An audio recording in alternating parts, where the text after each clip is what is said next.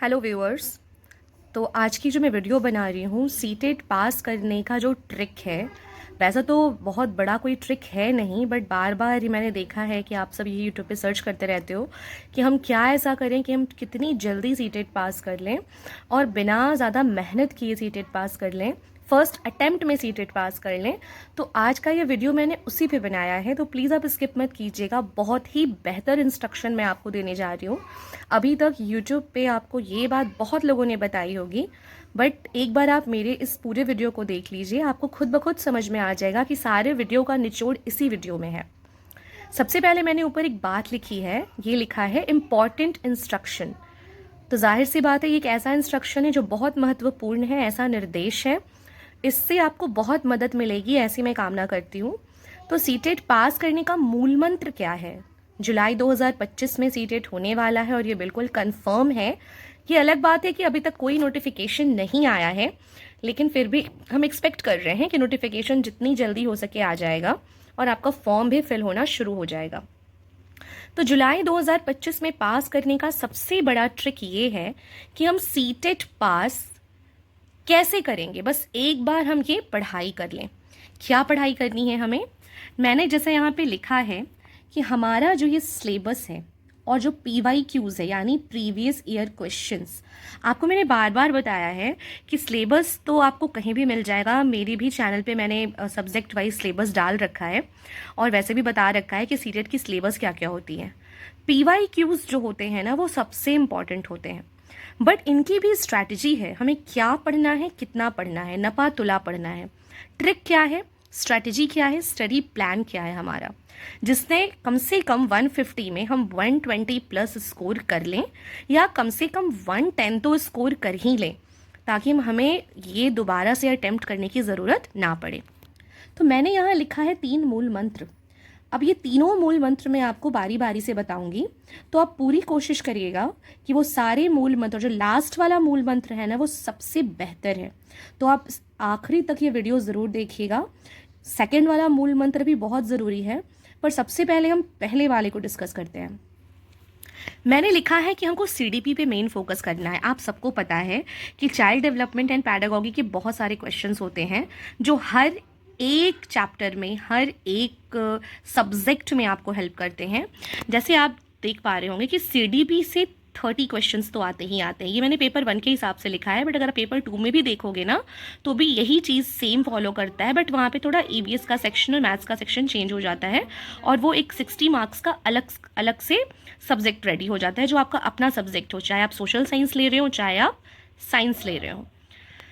तो ये 30 मार्क्स तो एज इट इज़ इसमें भी है। 30 आपका लैंग्वेज 1 है और 30 आपका लैंग्वेज 2 है। तो अगर आप ये देखोगे तो 15 जो होता है वो हमारा कंटेंट होता है, बट बाकी सारे जो 15 मार्क्स आते हैं वो सारे पैडागॉगी के क्वेश्चंस होते हैं। इसको सॉल्व करने से भी हम 90 स्कोर कर सकते हैं, सब मिला के 90 स्कोर कर सकते हैं और ईजिली पास कर सकते हैं 150 में। फिर भी मैं आपको एक और ट्रिक बताना चाहती हूँ। हमें करना क्या है, ट्रिक क्या है?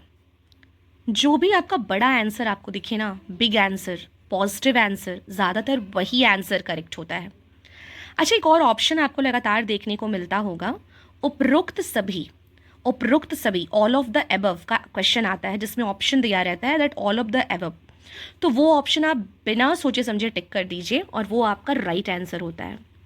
A और B दोनों वाले जैसे ऑप्शन अगर आपको कहीं पर दिखें, A और B या B और C, अगर एक ऑप्शन में ऐसा दिख रहा है तो वो आप आंख बंद करके टिक कर दीजिए। लैंग्वेज 1 और लैंग्वेज 2 में आपको करना क्या है, जो कि आपका 30 मार्क्स का आता है। आप सबको पता है कि कॉम्प्रिहेंशन आता है इंग्लिश के लिए, गद्य पद आता है हिंदी के लिए, तो आप उसको पहले अच्छे से पढ़ लीजिएगा। सारा आंसर उसी में छुपा होता है। 8 से 9 नंबर हम वहीं से गेन कर लेते हैं ईजिली। तो पहले आपको अच्छे से पढ़ना है और तब उसका आंसर देना है। तो ये एक छोटी सी ट्रिक हो गई। अब मैं पैडागॉगी की ट्रिक के बारे में बात करने जा रही हूँ।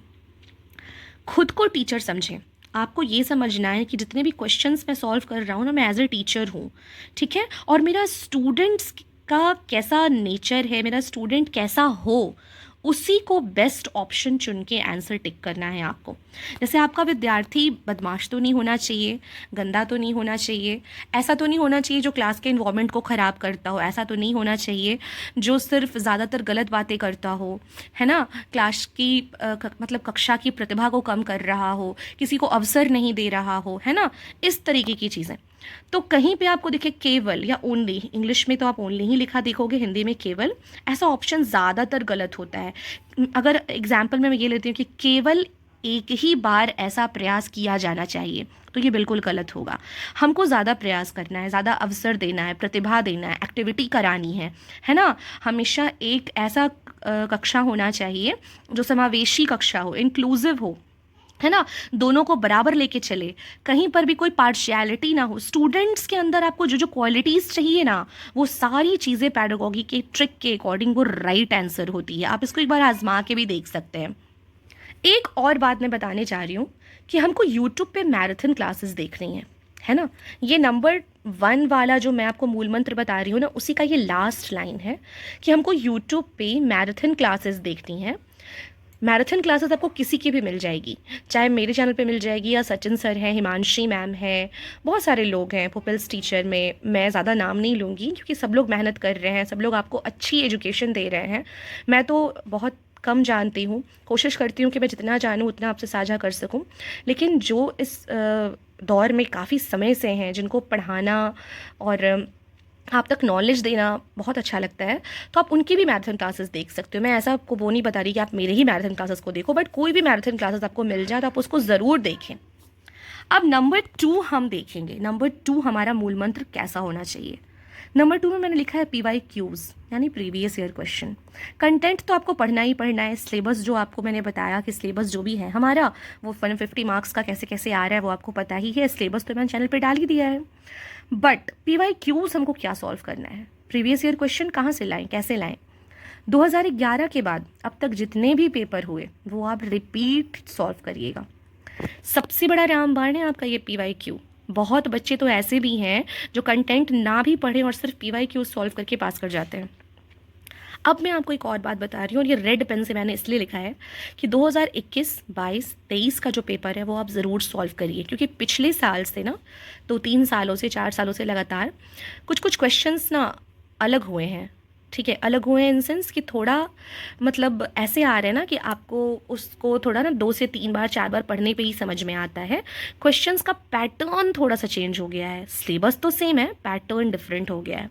तो आप इनको अगर आप सॉल्व कर लेते हो ना इन 3 सालों के क्वेश्चंस को, तो 25 में क्लियर करना बड़ा ईजी है आपके लिए। अब आपको बुक कौन सी लेनी है PYQs के लिए, किरण पब्लिकेशन की बुक आप यूज़ कर सकते हैं, कोई प्रॉब्लम नहीं है यूज़ करने के लिए। And last but not at the least कि रिविज़न आपको कैसे करना है। NCERT और PYQs आपको पता है कि NCERT के बिना सीटेट क्लियर करना मुश्किल है, PYQs के बिना सीटेट क्लियर करना मुश्किल है।